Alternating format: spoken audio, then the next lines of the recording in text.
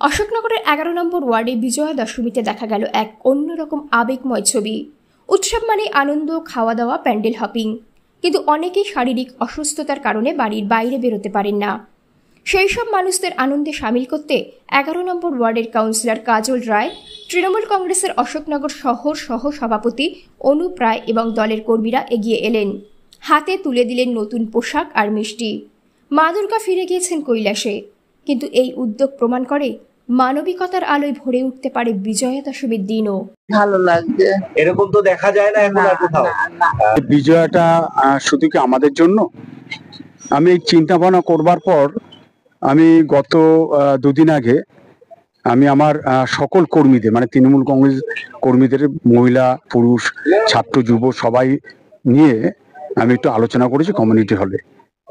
যে শুভ বিজয়াটা আমরা অনেকেই আনন্দের মধ্যে দিয়ে দিনটা কাটাই, বয়স্কদের প্রণাম দিই, একটু মিষ্টিমুখ করাই।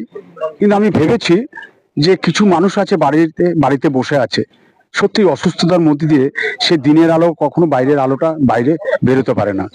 তাদের দুঃখটা, তাদের বেদনাটা আমি অনুভব করেছি।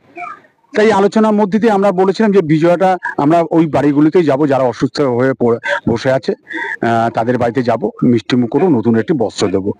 আজকের এই প্রোগ্রামটা করেছি। এইটা শুধু আমার একার প্রচেষ্টা নয়, আমার আমি যে উৎসাহ পাই আমার কর্মীদের সকলের প্রচেষ্টার মধ্যে দিয়ে এই উৎসাহটা পাই। আশীর্বাদ তারাও যেমন আমাকে করছে, যে আমাদের দলকে করছে, আমাকে করছে, ব্যক্তিগত দিকটা আমার গিন্নিকে করে, আমার কর্মীদের করেছে আশীর্বাদ। সর্বোপরি আশীর্বাদটা হচ্ছে আমার মমতা ব্যানার্জিকে, মানে আমাদের আশীর্বাদটা, হাতটা যখনই আমাদের মাথায় দিচ্ছে আমি জানি, এটা আমার দৃঢ় বিশ্বাস, ওই আশীর্বাদটা গিয়ে মমতা ব্যানার্জির মাথায় গিয়ে পড়ছে।